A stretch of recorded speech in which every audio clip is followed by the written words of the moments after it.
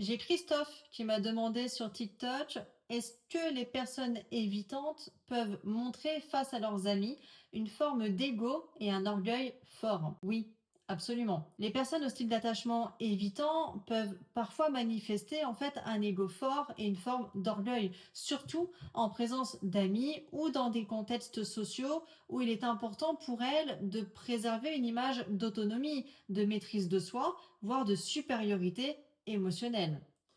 Alors pourquoi ce comportement? Les personnes évitantes ont souvent été conditionnées à ne pas dépendre des autres et à minimiser leurs besoins émotionnels. Donc ça peut les amener à développer une image d'eux-mêmes comme étant autosuffisants, forts, indépendants émotionnellement, voire au-dessus des drames affectifs que vivent les autres. Ce que ça peut traduire, en fait, c'est une forme de dénigrement des émotions, aussi bien chez soi ou chez les autres. Ça peut être un orgueil protecteur. En gros, je n'ai besoin de personne, je gère tout seul.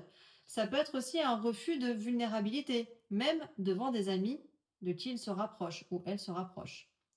Donc, vis-à-vis des amis, l'attachement évitant, ça peut prendre différentes apparences. La personne, elle peut se vanter de ne jamais s'attacher ou de garder ses distances dans les relations.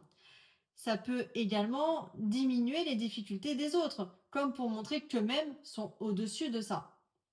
C'est aussi une manière de ne jamais demander d'aide, donc, ou même de minimiser leurs propres souffrances.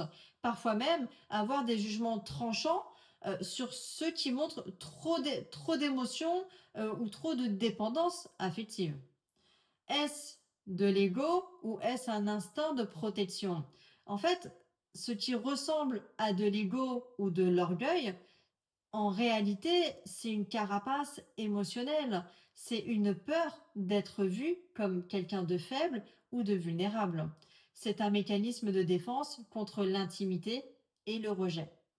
Donc, ce qui est à retenir, c'est que oui, Christophe, une personne évitante, ça peut manifester un ego fort et une forme d'orgueil, mais ce n'est pas souvent, mais en fait, ce n'est souvent pas du narcissisme, c'est une stratégie inconsciente pour garder le contrôle sur ses émotions et éviter, par conséquent, la dépendance affective.